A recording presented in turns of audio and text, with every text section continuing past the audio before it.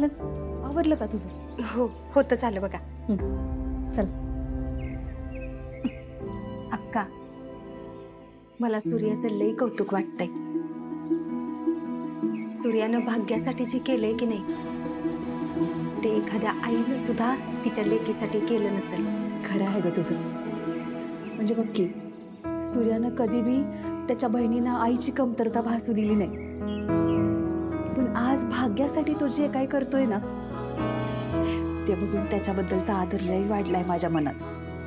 म्हणजे मला सांग की, गावाकडे हे असले सोहळे कोण करतंय का? होय, पण त्यानं केला. म्हणजे कसं होतंय, आधी पोरगी वयात आली म्हणल्यावरती आईच भांबावून जाते. काय करू कसं करू असं होऊन जातंय तिला. मग काहीतरी करून हे सगळं का होतंय, कशासाठी होतंय हे त्या पोरीला समजावून सांगायचं आणि 4 दिवस तिला बाजूला बसवायचं, एवढंच. अक्का, आपल्या वेळेस तर कसं असायचं ना, एखाद्या पोरीला पाळी आली की तिला लांब बसवायचे. तिला कोणाशी बोलू देत नव्हते का तिला कशाला हातही लावू देत नव्हते. आणि तिला काय झालंय म्हणून विचारलं की म्हणायचे कावळा शिवलाय. अगं तुला माहित आहे का, मी लहान होते ना तेव्हा मला असं वाटायचं, यो कावळा मोठ्या पोरीसनेच का बरं शिवतो, मला का नाही शिवत. मग जरा मोठे झाले तेव्हा कळलं, हे कावळा शिवणं म्हणजे नेमकी काय भानगड आहे. अक्का, तुम्हाला खरं सांगू का, मला पण असंच झालं होतं बघा. मला जेव्हा पहिल्यांदा पाळी आली ना, तेव्हा मला असं वाटलं, अयो आपल्याला काय झालंय, आपण आता मरतोय की काय. पण खरं काय ते कळल्यावर असं वाटलं, बाईच्याच वाट्याला का हो हे सगळं. मग हळूहळू कळत गेलं, बाईच्या वाट्याला देवानं ही किती सुंदर गोष्ट दिल्या. खरं आहे तुझं. बरं अक्का, माझं झालंय सगळं आवरून. तुम्ही मालकासने सांगितलं का आपण जाणार आहे ती? एक आईचा आईचा एक ताईचा.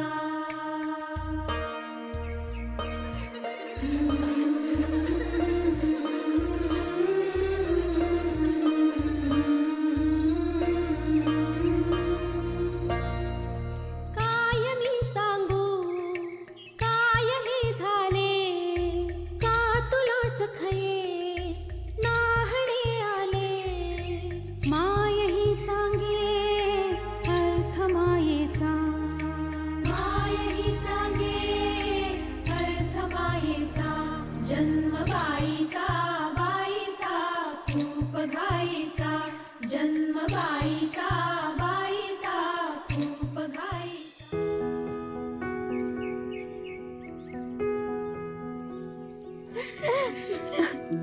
आमच्या भाग्य नावाच्या सुरवंटाचं आज फुलपाखरू झाले. महिन्याचा हिशोब लागल्यावर पण जेवढी खुश होत नाही ना, त्याच्यापेक्षा 1000 पटीने आज मी खुश झाली. आपली भागू आता लहान नाही राहिली. आता मी तिला कोणतं काम सांगितलं ना, तर दादा माझ्यावर ओरडू पण शकणार नाही. माझं एवढंच पळते. अगं झालं तिथे हळू. भाग्या, तुला काही बोलायचंय का? मी काय बोलू, जगातल्या प्रत्येक बाईला या सगळ्यातनं जावं लागतं असं मला काल कळालं. पण मग मला हे पण कळालं की काल दादर जो प्रसंग आलेला ना, त्यातनं मात्र प्रत्येक पुरुषाला नाही जावं लागत. पुरुषाला माहित असतं की मुलीला लहान आल्यावर तिला समजून सांगायला तिची आई असते. पण आमच्यापाशी आमची आई नाही, आमच्यापाशी आमचा दादा आहे आणि तोच आमची आई आहे. सगळे कालपासून म्हणतात की अशा प्रसंगांच्या वेळी पोरीजवळ तिची आई पाहिजे. पण मी म्हणन की प्रत्येक पोरीला दादासारखा भाऊ पाहिजे. दादा, तुझ्यासारखा भाऊ असेल ना, तर जगातली कुठलीच पोरगी अशा प्रसंगांना घाबरणार नाही.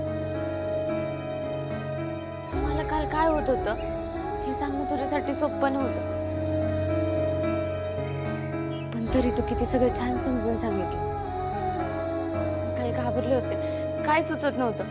असं वाटत होतं हे सगळं काय, हे सगळं किती घाण आहे.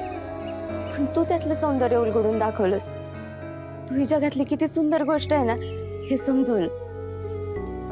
दादा, तुझ्यामुळे मला माझ्या आयुष्यातलं हे बालपण किती भारी आहे ना हे कळालं. का नको म्हणतो मी, जगाला बी कळू दे की भाग्या तुझी रक्ताची बहीण नसताना बी तू तिच्यावर किती प्रेम करतोस ते. दादा,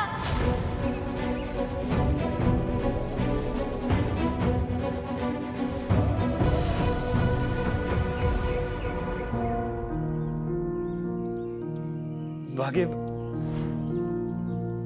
काय झालं? नशीब भाग्यानं काय ऐकलं नाही. पाणी राहू दे. राजू, ह्याला काहीतरी गोड खायला घाल. चल.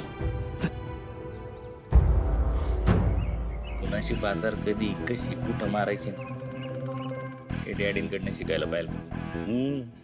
उगाच काय एवढी वर्ष राज्य केलंय गावावर डॅडीनी.